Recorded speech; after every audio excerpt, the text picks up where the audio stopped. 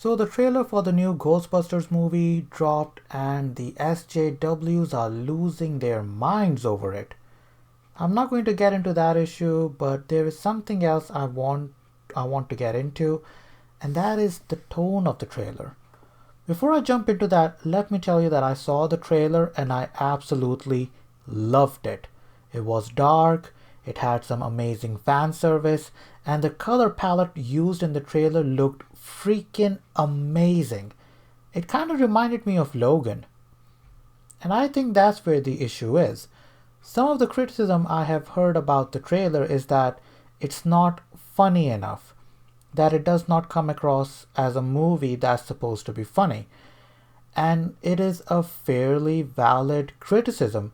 The trailer comes across as something for mature audiences and has that somber tone to it, which was also present in movies like Logan.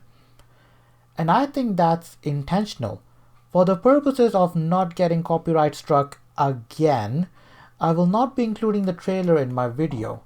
However, I will leave a link to it in the description box below for you to check it out if you haven't already.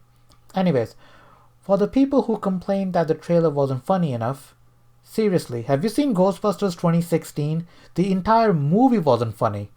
Okay, that was a joke, I'll take that back. But here's the thing, the trailer, as far as I can think of, was not supposed to be funny. I think the trailer was edited to show two things. Number one, that the movie will pay homage to Egon Spangler, played by Harold Ramis, who passed away in 2014. Fans have been wondering how the movie creators will pay homage to Harold Ramis, and I think it was a brilliant move to show that even though Egon Spangler is not part of this movie, he will always be part of the Ghostbusters universe. And number two, the fan service.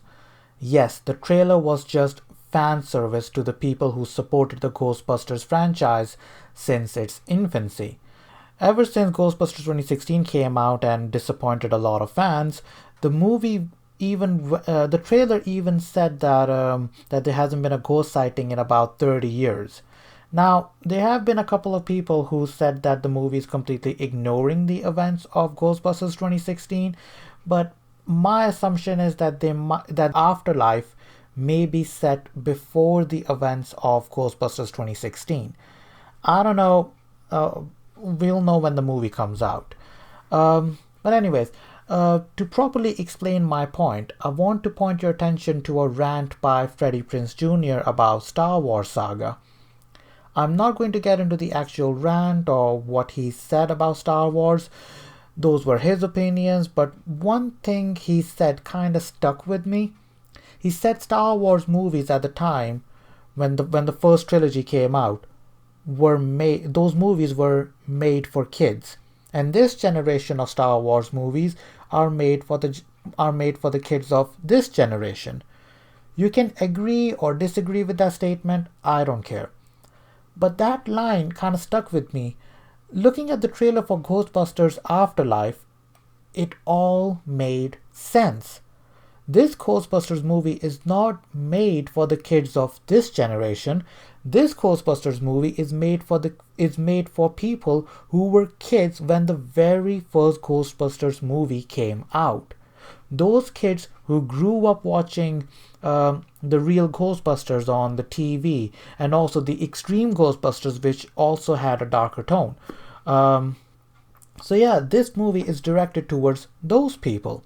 Seriously, why didn't Ghostbusters... You know what, now I'm going to go on a completely different rant, but why didn't Paul Feig, or Feige, or however you want to say his surname, but why didn't that guy just go for the Extreme Ghostbusters storyline, which was all about the original Ghostbusters passing the mantle on to a more younger and, dare I say, aggressive generation of Ghostbusters?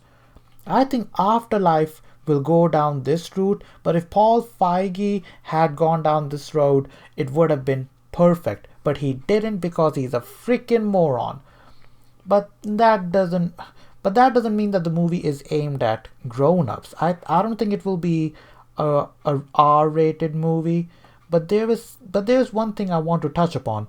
Just because something is aimed at kids doesn't mean that the grown-ups can't enjoy it.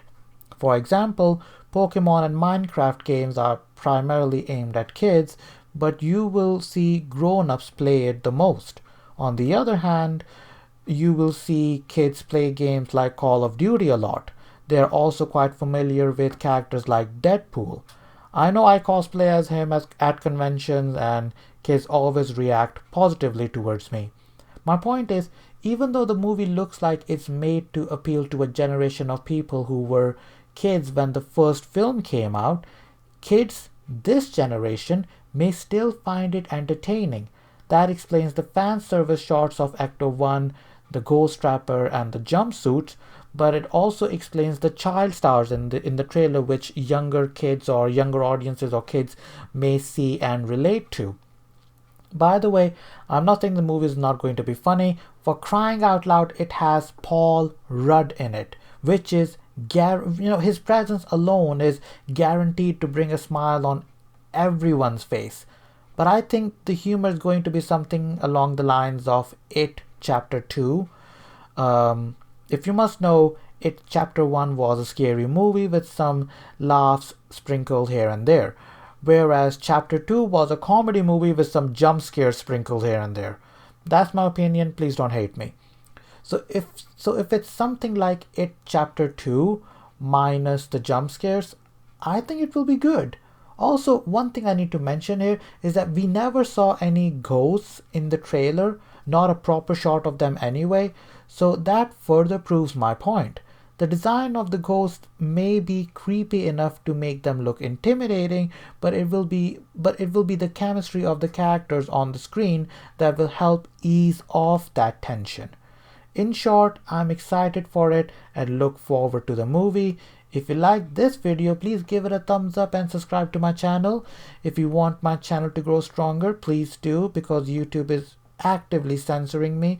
Follow me on social media, links will be in the description box below. Other than that, have a great day and peace out.